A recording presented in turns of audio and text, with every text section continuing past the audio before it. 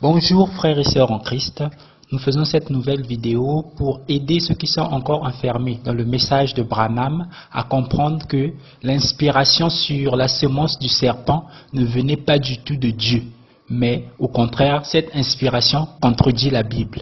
Examinons toutes ces choses. Livre si merveilleux, Bible qui me montre le chemin de la vie.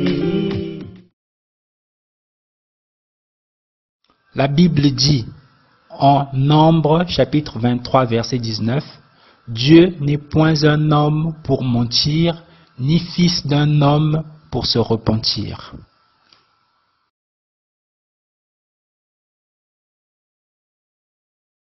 Prenons maintenant le passage concerné. Il s'agit de Actes chapitre 17 verset 26. Disons au nom du Seigneur Jésus-Christ, « Il a fait que tous les hommes sortis d'un seul sang habitassent sur toute la surface de la terre, ayant déterminé la durée des temps et les bornes de leur demeure. » Dans ce verset, nous allons insister sur la partie qui dit que Dieu a fait que tous les hommes sont sortis d'un seul sang. De quel sang il parle exactement? Est-ce que c'est le sang d'Adam? Est-ce que c'est le sang d'Ève? Pour comprendre, nous allons voir d'autres traductions de la Bible.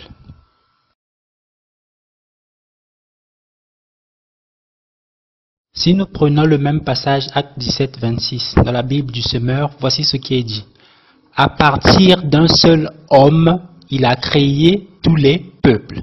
Et si nous reprenons encore dans la Bible en français facile, voici ce qui est dit. À partir d'un seul homme, il a créé tous les peuples et les a établis sur la terre entière.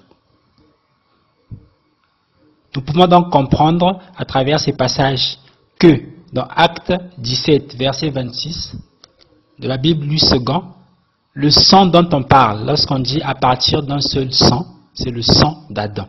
Donc la Bible ici nous confirme une chose très importante.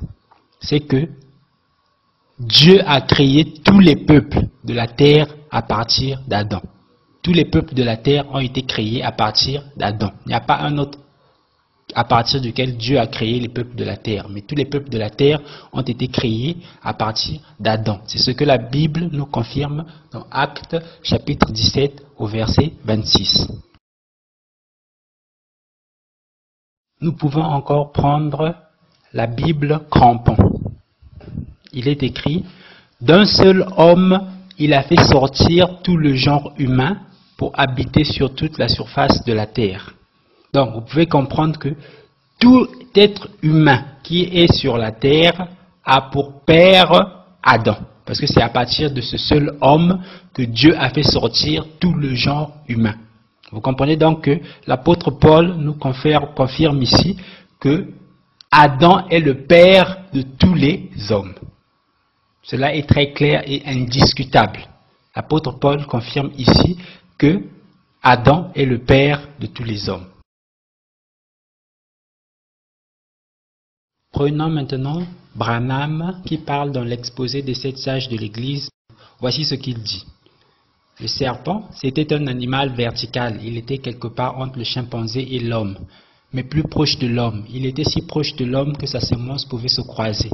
Et s'est croisée avec celle de la femme qui la fit concevoir Caïn.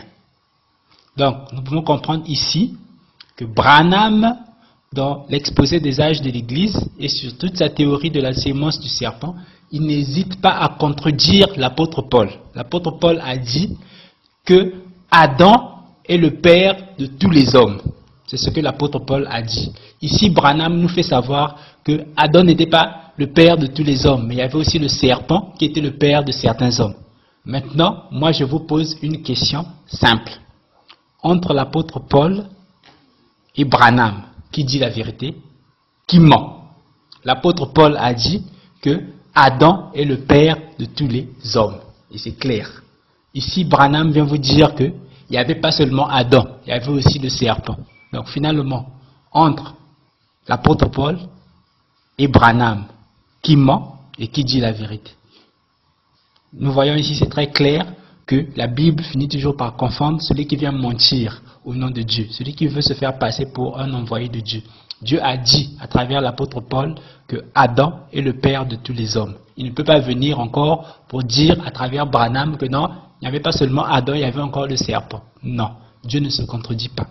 Voilà pourquoi j'ai donné le passage qui dit que Dieu n'est pas un homme pour mentir, ni un fils d'homme pour se repentir. Donc comprenez que les enseignements de Branham n'ont rien à voir avec Dieu. Dieu ne révèle pas le mensonge. Dieu ne révèle que la vérité.